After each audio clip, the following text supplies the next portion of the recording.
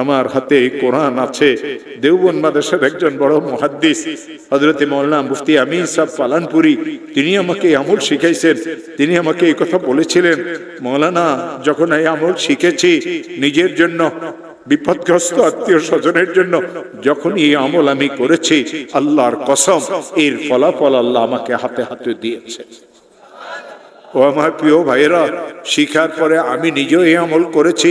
এই কোরআনে করিমকে মাথায় নিয়ে বলি, এই কোরআনে করিমকে মাথায় নিয়ে বলি, এই কোরআনে করিমকে মাথায় নিয়ে বলি, এই কোরআনে করিমকে খুলিয়ে কলিজার সাথে মিলেই বলি, আমার মাওলার নামে কসম করিয়ে বলি, যতবার আমি এই আমল করেছি নিজের জন্য, বিপদগ্রস্ত আত্মীয় স্বজনের জন্য, খোদার কসম প্রত্যেকবার আল্লাহ আমাকে এর ফলাফল হাতে হাতে দিয়েছে।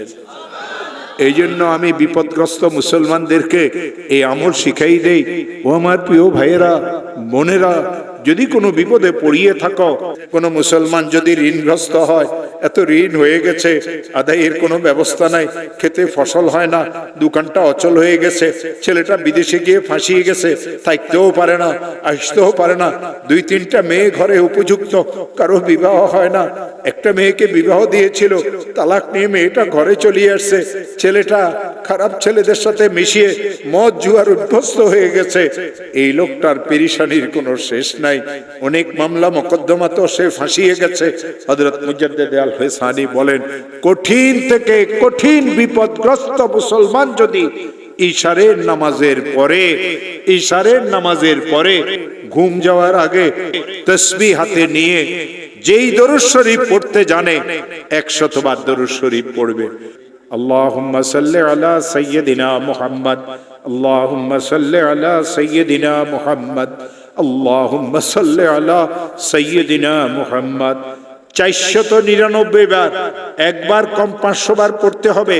লা হাওলা ওয়ালা কুওয়াতা ইল্লা বিল্লাহ, লা হাওলা ওয়ালা কুওয়াতা ইল্লা বিল্লাহ, লা হাওলা ওয়ালা কুওয়াতা ইল্লা বিল্লাহ। একবার পড়বে লা হাওলা ওয়ালা কুওয়াতা ইল্লা বিল্লাহিল আলিয়্যিল আযীম। আবার 100 বার দরুদ শরীফ পড়বে, হাত পাতিয়ে বলবে, আল্লাহ আমি তো মামলা মোকদ্দমায় ফেসে গেছি। হাত পাতিয়ে বলবে, আল্লাহ আমার মেয়েগুলির তো বিবাহ হচ্ছে না। হাত পাতিয়ে বলবে, আল্লাহ আমার একটা মেয়ে তালাক নিয়ে ঘরে চলে এসেছে। হাত পাতিয়ে বলবে, আল্লাহ আমি মামলা মোকদ্দমাতে ফাঁসিয়ে গেছি। হাত পাতিয়ে বলবে, আল্লাহ আমার খেতে ফসল হয় না। হাত পাতিয়ে বলবে, আল্লাহ আমার ব্যবসাটা অচল হয়ে গেছে। হাত পাতিয়ে বলবে, আল্লাহ আমি সন্ত্রাসীদের দ্বারা কবলিত। হাত পাতিয়ে বলবে, আল্লাহ আমার ছেলেটা তো বিদেশে গিয়ে ফাঁসিয়ে গেছে। হাত পাতিয়ে দিয়ে বলবে, আল্লাহ আমার আরেকটা ছেলে তো অনেক খারাপ হয়ে গেছে, আমাকে মারধর করতে চায়, মাওলা তুমি আমাকে বিপদ থেকে মুক্ত করে দাও।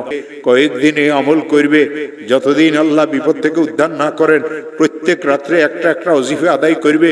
আল্লাহর কসম খেয়ে বলিয়ে যায়, আল্লাহর কসম খেয়ে বলিয়ে যায়, যত বড় বিপদ হোক আল্লাহ আপনাকে ওই বিপদ থেকে উদ্ধার করে দিবে।